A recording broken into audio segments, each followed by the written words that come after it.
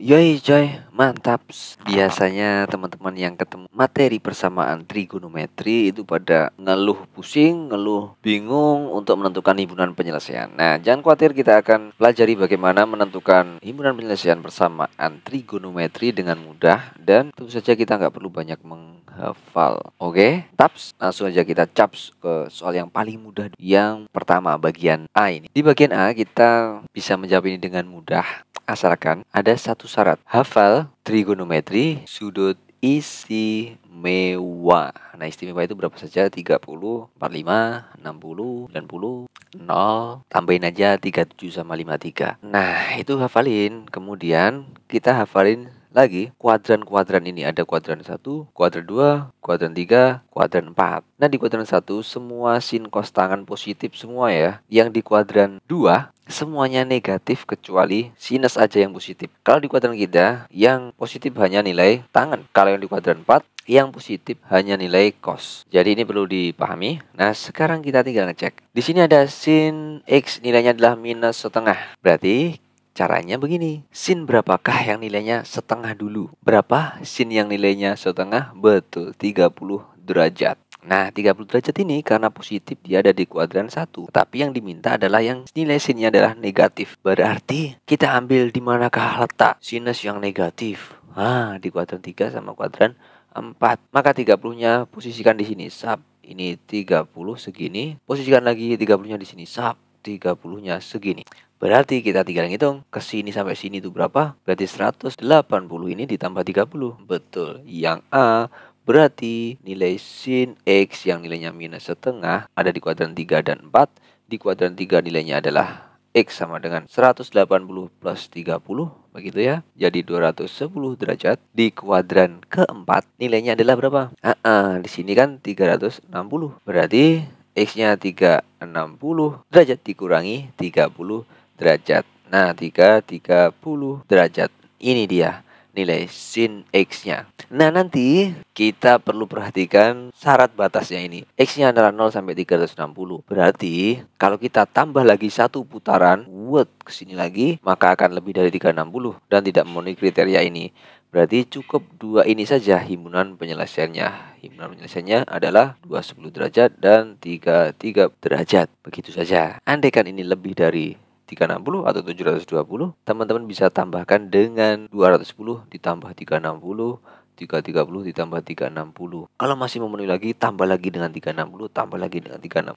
Paham? Gampangan? Nah, sekarang kita ke soal yang B. Di soal yang B, kita punya nilai cos 3x sama dengan cos 3x minus setengah sama dengan 0.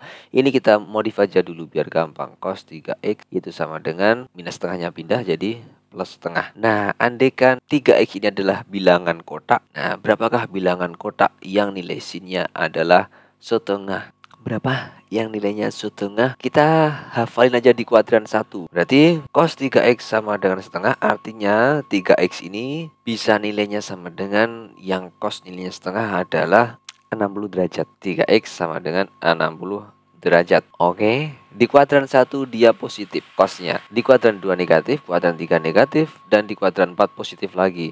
Maka taruh seperti tadi. Satu lagi nilai 3x akan sama dengan 360 dikurangi 60 derajat. Ketemulah 3x sama dengan berapa? 300 derajat. Nah, ini kemungkinan yang pertama. Jadi dari sini kita bisa tentukan nilai x sama dengan 60 dibagi 3, 20 derajat, dan di sini X-nya bisa kita tentukan adalah 100 derajat. Ternyata di sini masih memenuhi kriteria X-nya yang ini antara 0 sampai 360 derajat.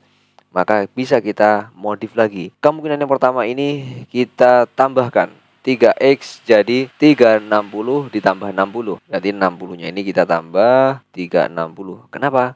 Karena kita anggap berputar lagi satu putaran penuh. Sehingga 3x sama dengan 420. Nilai x-nya sama dengan dibagi aja 14 140 derajat. Yang bagian sini juga begitu. 3x-nya yang awalnya 300 derajat berarti ditambah 360 ketemulah 660 derajat. Maka nilai X sama dengan berapa? 660 dibagi 3, 220 derajat. Nah, kemudian kita bisa cari lagi kemungkinan yang ketiga dengan menambahkan 3X Yang awalnya 420, sekarang kita tambah 360 jadi berapa? 420 tambah 360 780. Berarti X-nya di sini bisa kita bagi 3, 260 derajat. Yang ini juga begitu. 3X yang 660 ini kita tambahkan 360. Muter lagi satu putaran kan gitu. Berapa? 660 tambah 360 10 20. 10 20 derajat. Berarti X-nya kita bagi dengan 3, temulah 3 40 derajat.